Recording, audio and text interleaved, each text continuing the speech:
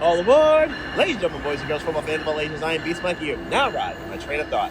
It's time to talk about the playoffs. It's NFL playoffs time. We're here now after 18 weeks of mayhem and chaos. 32 has been chopped down to 14. We're going to talk about it. We're also going to talk about the power rankings briefly. I'm going to leave the 3 words or less descriptions in everybody in each tier in the description below. So I'm going to kind of speed run and maybe say some things real quick about each of the teams in each tier.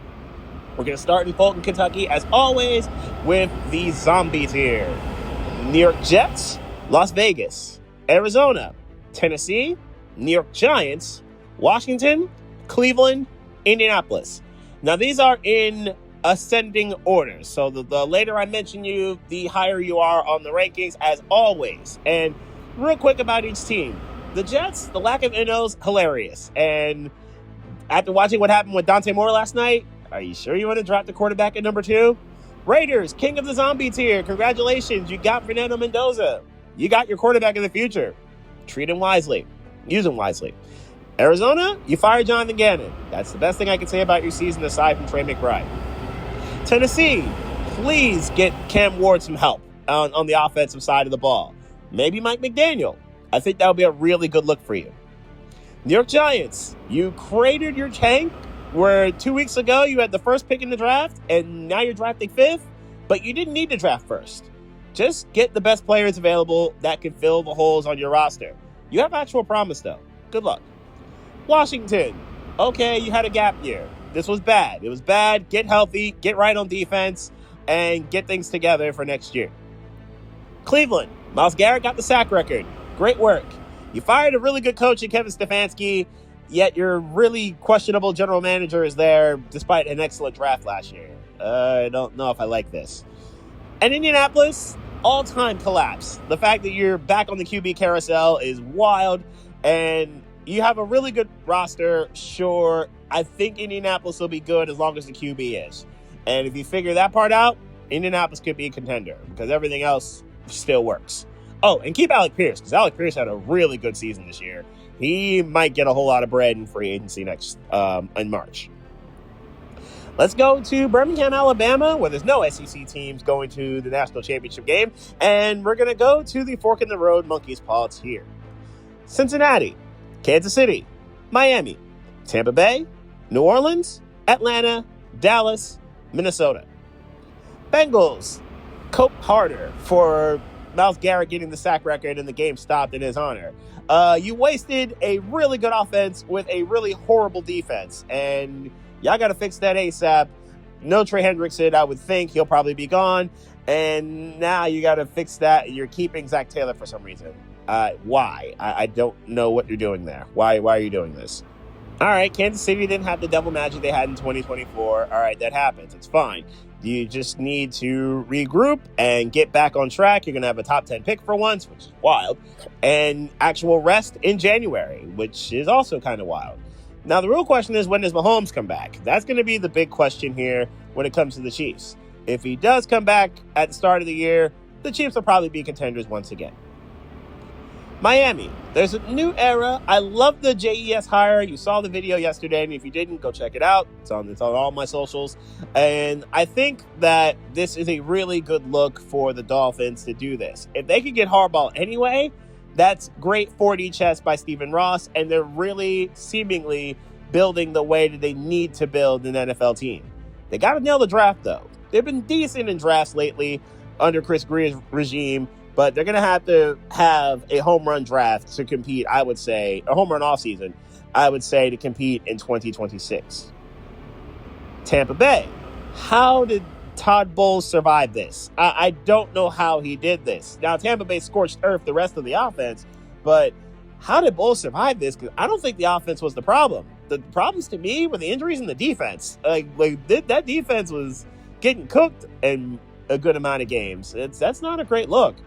It feels like Baker and company just ran out of steam and just never got it together towards the end of the year. And that's kind of unfortunate. It is Indianapolis level collapsing, but it's not quite there. It's real close, though. New Orleans. I will stand by this. I think the Saints are going to be worse to first next year. I think the Saints are winning the NFC South. I really believe in what Kellen Moore and Tyler Shook and Chris Olave, when he's healthy, are doing. You need a running back ASAP. I think Alvin Kamara is kind of cooked, and get younger on defense. If you can do that and get Olave a wide receiver too that can take some pressure off of him, I honestly think the Saints can win the division next year. Atlanta, I like what you did in terms of blowing up your roster, your coaching staff, and blowing up your front office. Good. Matt Ryan became the president, as we all saw coming earlier this morning. Good. That's fine. But do fix the problems you have on your roster. You were very impulsive in getting James Pierce. Okay, that's kind of wild. But I do think he's a good player.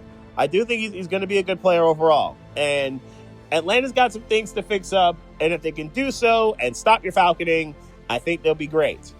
Quarterback, though. Is Mike Penix the future? I would like to think so. But I think we need a little bit more information. Dallas, love what you did to cost the Giants the second pick in the draft. I do love that. I think that was a very nice strategic move to pull your starters and just chalk up the season.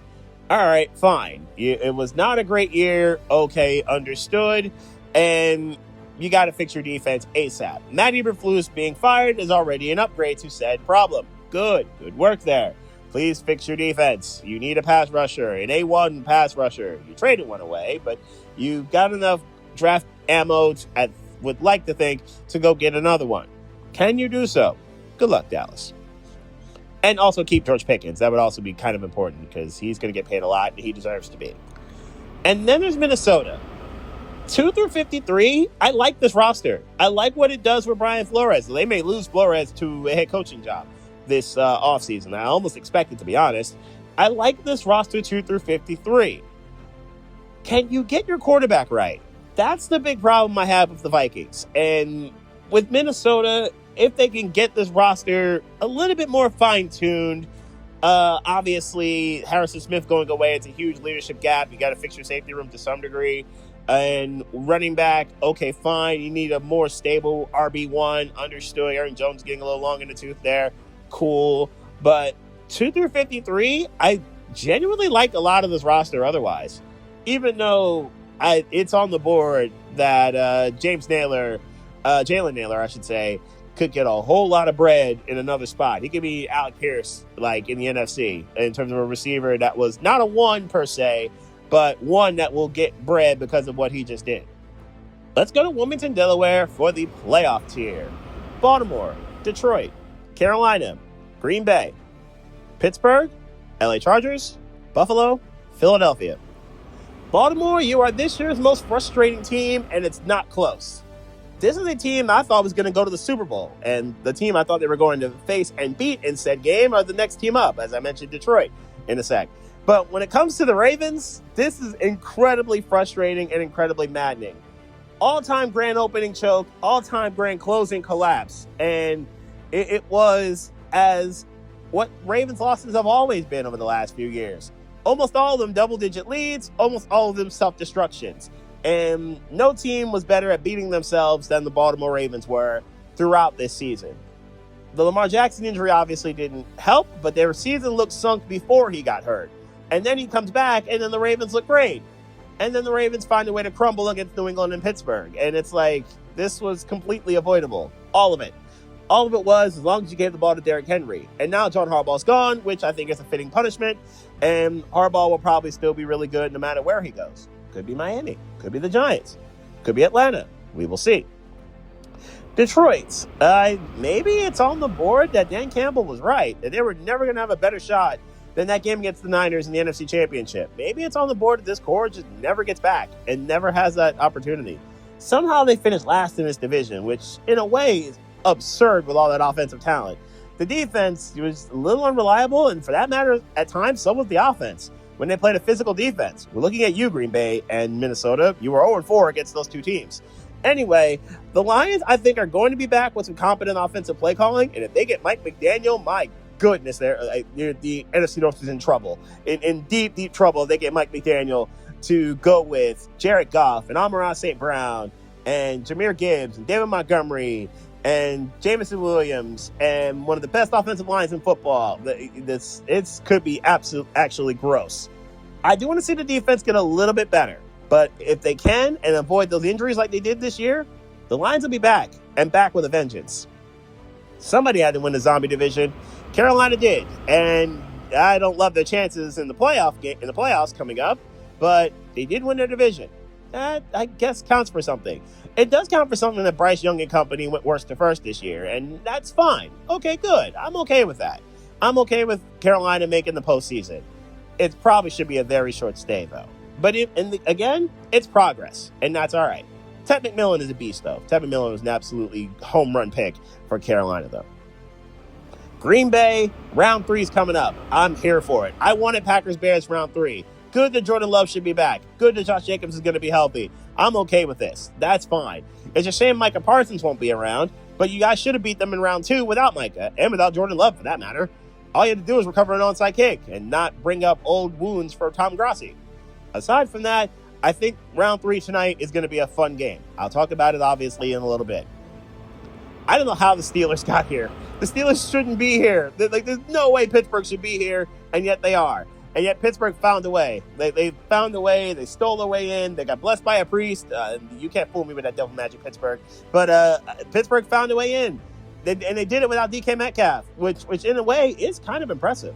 They get Metcalf back for a game against Houston, and I'm expecting maybe a little bit of drama when it comes to Metcalf versus a Texas defense that is absolutely about that life.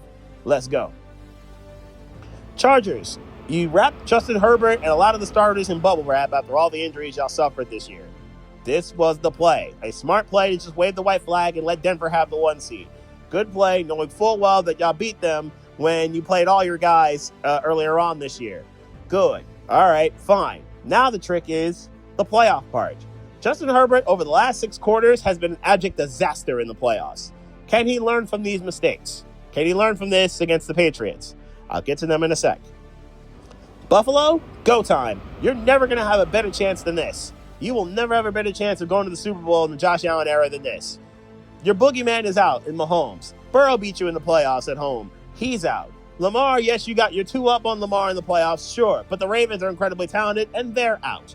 You don't have any of those AFC Titans there in your way. You have a new crop of challengers, sure, but this is your best shot. With Josh Allen at his super peak of powers and James Cook at his peak of powers, y'all can run the ball better than pretty much everybody in the league. Can you stop it, though? And can your receivers actually step up? I don't mean your tight ends, I trust them. Can your receivers step up? That's the other part to this. And Philadelphia, I love your defense. And I think, honestly, with exception to Houston, you're the defense I trust the most in these playoffs. I have no faith in your offense. And it's nothing to do with your offensive talent. It's your play calling. I don't have any faith in it at all. And I think a lot of Philadelphians would agree with me with that sentiment. Can your offense actually do enough to get you back to the Super Bowl? That is the question here. Let's go to New York City and the Moynihan title tier. New England, LA Rams, San Francisco, Houston, Jacksonville, Chicago, Denver, Seattle. Okay, Patriots, which one are you? Are you the 2024 Hoosiers or the 2025 Hoosiers? Here's the difference. The 24 Hoosiers, we knew were fugazi. They were fake, and we knew that they were going to get stomped when they played a real team. How do we know this? They got stomped in the only 2 games where they played real teams. They were 11-1 in the regular season, sure, but they were sharp and soft when it came to their schedule. And then they played a real team in the Buckeyes and got absolutely crushed, and it should have been worse. And then they go to the college football playoff. They stay in state, which is fine, and they play Notre Dame, and it's 27-3, and the game is over. And Indiana got 2 vanity touchdowns, but don't get fooled by them. They got crushed. So then we get to this year's Hoosiers team. They have the Heisman Trophy winner. They proved themselves to be the best team in the country after beating Oregon on the road and then Ohio State. And then they have steamrolled almost everybody else, with exception to Penn State, where it took spectacular plays to beat the Nittany Lions. But they've steamrolled pretty much everyone else. And you've seen them in these college football playoffs this year, and they have basically boat raced Alabama and Oregon again last night, where that game was over from the first play and never got better for the Ducks. Which one are you, New England? I think you're the former, but I guess we'll see. LA Rams, you shouldn't be here. You should have the bye. You should be the 1 seed. But you've had 5 horrible losses, and that's why you're not the 1 seed. Win 3 of them, and obviously you are not playing this week, and it's San Francisco playing in Carolina. It's Seattle, actually, playing in Carolina as opposed to you. You shouldn't be here, Rams. You're good enough to win the title. You're talented enough everywhere to run through a lot of the NFC and getting the Lombardi back to LA. But Matt Stafford, we've seen you against some mediocre teams have some very bad games, one of which against the team you're playing today. I will talk about this game, obviously. Can you avoid the bad playoff Stafford? If so, the Rams may actually get back to the Super Bowl. Niners, I love what Kyle Shanahan has done. I stand by what I said at the start of the year. He should be coach of the year. It's just the injuries. I am very concerned about it. And when you played a real defense, we saw what happened last week. Brock Purdy was in a blender, and McCaffrey could do nothing, and Kittle was nowhere to be seen, and obviously not having Ricky Pearsall hurt. It was just not a great look. Trent Williams not being there was also devastating, and he needs to play tomorrow for the Niners to have a shot. It's just too many injuries, and not enough pressure on quarterbacks. They were the worst team in the league when it came to getting sacks. That's a problem. That is a huge deal when it comes to the QBs you got to play in the NFC. You may be able to get away with it against Carolina. The problem is I don't think you're going to be able to see them. Houston, I love your defense. I love your defense a lot. It's physical. It takes the ball from you. It is relentless. I love what your defense does. It's relentless everywhere. I love everything about it. It's the offense that's concerning. I don't trust you in the red zone. I don't trust you running a football. I don't trust it. Those are my 2 big concerns when it comes to this Texans team. Can CJ Stroud be decent? Houston's one of those teams, and the Eagles, I think, are the other. They scored 20. Good luck beating them because of the defenses you're going to have to score 21 against. Good luck, boys. Jacksonville, you're a very creative and very complete team. You stop the run well. You run the ball pretty well. You have good receivers that know what they're doing. Brian Thomas, please show your hands. Are you this year's Quentin Johnston? And please show you have actual capable hands. That would be good. You have a defense that's pretty relentless and takes the ball from you. And Treylon Walker, that's kind of wild that he didn't have that great of a year. Anyway, I like what Jacksonville has here. I like what Jacksonville can do here. Are they capable of stepping up in this big stage? Chicago, like I said for Green Bay, round 3 approaches. There's good news and bad news to me about this Bears team. The good news is they can make big plays on offense and defense. They're great at taking the ball from you. They had the league leader in Innos and Kevin Byard. And he was all pro, by the way. They had a really good knack of the home run play, of the late game gotta have it stages. They're excellent at these things. Caleb Williams has taken some major steps forward in this realm. But there is some bad news. The bad news is their defense, when they're not taking the ball from you, is really suspect. It's really not that great, fundamentally speaking, when it comes to stopping you from getting yards. And if teams are disciplined enough to take care of the football, they're in trouble. And Green Bay can absolutely be disciplined enough to keep the ball away from Chicago. If so, the Bears could absolutely go out and they could really shift the NFC. Also, there are these lulls where Caleb Williams and company don't go anywhere, and that's also a problem here. So it's on the board the Bears can go out. It really is. I'll talk about that game. Denver, you did what you needed to do.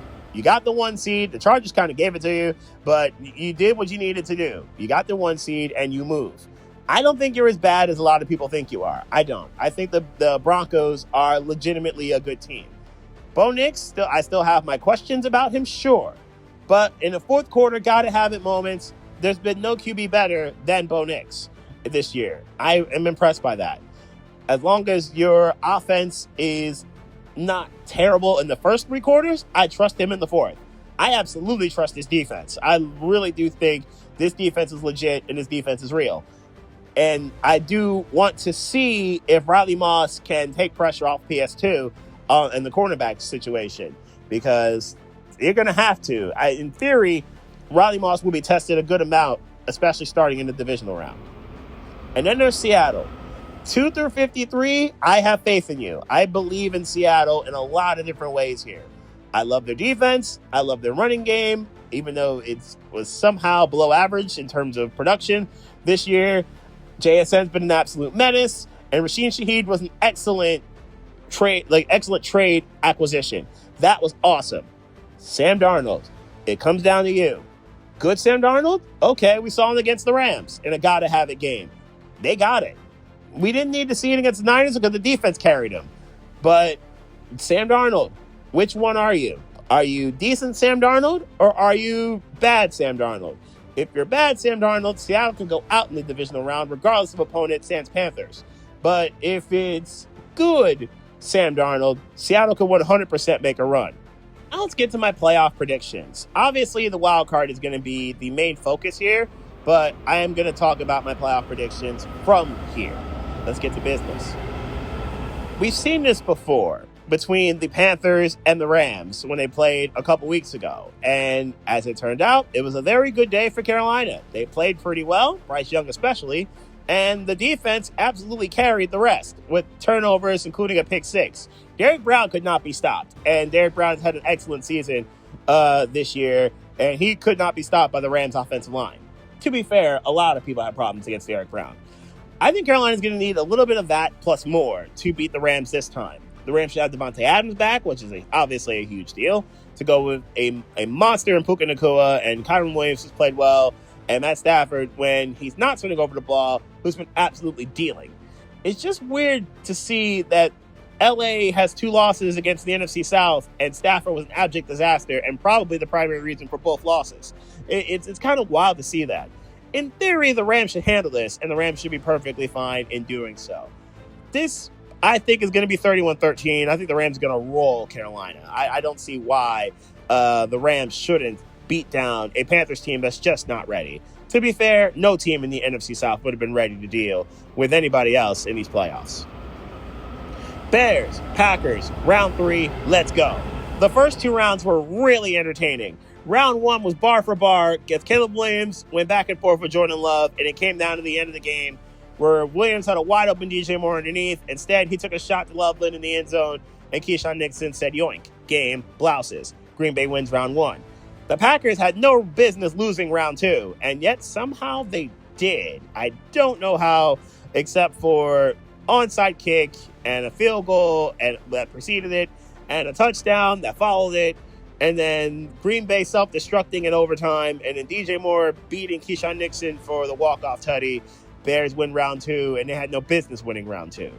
Now, round 2 does have a little bit of points to talk about here. Jordan Love got hurt part of the way through. Micah Parsons didn't play. It didn't matter that Parsons didn't play, to be honest, because the Packer defense was good enough to win round 2 even without him. They just found a way to self-destruct. So that's the real question here. Do we trust Green Bay enough to not turn over the football? If so, then yeah, Green Bay can 100% win this game. Do we trust Green Bay enough to keep up with the Bears if they can't keep the football? That answer is absolutely no. At least it shouldn't be. At least it should be no. A really hard game, and of the 6, I think this is the hardest for me to predict, to be honest. I struggle with this. I thought about Packers and picking Green Bay. I think I'm going to go Chicago 28-24, and I think this is going to be a really good game. And if Green Bay loses, does that spell the end of Matt LaFleur? Would they dare fire him and not pay him the $15 million that he's going to request? Time will tell. Buffalo, Jacksonville. This has been a good matchup for Jacksonville in years past. They played in the playoffs twice. Jacksonville's won both times. Obviously, these are 2 different regimes, or several different regimes ago for both these teams. But when it comes to this time, and when it comes to this game coming up tomorrow, it's the run game. That's pretty much what this comes down to. No team is better at running the football than the Bills are. They've been excellent with a 2-headed monster of really Josh Allen and James Cook, especially Cook, who won the rushing title this year. But then there's Jacksonville, who's number 1 at stopping the run, and that's a huge deal to me, where the Jaguars are outstanding when it comes to keeping you from doing what you do best. They played Jonathan Taylor twice. They've clamped him up basically both times. And no running back has really been that productive against Jacksonville, no matter what their circumstances may be. The other part to this is pretty simple. Jacksonville's not bad at running the ball either. Travis Etienne's come on real strong towards the end of the year and has had a tremendous year all the way through, regardless of time of year. And then there's Buffalo, who is downright terrible at stopping the run. Yes, I get it. Their pass defense isn't too bad, but they are terrible at actually stopping the run, and that's a huge problem to me. I think Jacksonville will win out because of this, because of their run game, because of their ability to stop Buffalo's run game.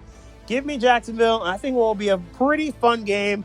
I'm going to say 24-20 Jacksonville. They get it done here, and the train leaving Duval will go on to round number 2. Niners, Eagles, yet another playoff battle, yet another playoff showdown. And when it comes to this, I wish the Niners were healthy. I wish they had Burt Warner and Nick Bosa. I would feel so much better about the Niners if their roster were healthy and it was a kind of sort of fair fight. It just doesn't feel like it. I do think the Niners can keep up to some degree. I like their McCaffrey and Kittle, obviously. Jawan Jennings has had a very good year. Ricky Pearsall's been good. I am concerned about those two against the Eagles' corners, Quinyon Mitchell especially, who had an excellent season. And then whatever Cooper DeJean does, because Cooper DeJean seems to be everywhere and all over the place for this year. Brock Purdy comes back to a house of horrors in the sense of the last time he played a game, a playoff game there, he basically got his arm ripped out of his sockets. It was not great for the Niners. And this time, I think it'll be, unfortunately for San Francisco, aside from injuries, a similar outcome for them. This becomes a street fight, one of which I think the Eagles are slightly better at this moment in time. Eagles 17-13. I think it's going to be sloppy. I think it's going to be sluggish at times. The Niners will be in this game for longer than they really need to, in part because I don't trust the Eagles' offensive play calling at all, but I do trust that defense, and I trust what Fangio's going to be able to do with it. Eagles 17-13, they move on. Chargers, Patriots. I think this is where the ride ends for New England. New England will put up a fight here. Drake May's been very good. The defense has been pretty solid, especially with Milton Williams back. And that's going to be an interesting challenge for Marion Hampton and company, if Hampton even plays, because he's been on the injury report this week. I am interested in seeing what happens with him if he plays. And if he doesn't, can the Chargers run the ball on New England, regardless of who their running back will be? Justin Herbert, like I mentioned before, 6 quarters. The last 6 of them have been downright disastrous in the playoffs when it comes to Herbert. The 27-0 blown lead, which was hilarious in Duval, and then the game in Houston where Herbert was an abject failure. It was really, really bad. Drake May, this is your maiden voyage in the playoffs. It's not Mike Vrabel. It's not Mike Vrabel as a coach in New England.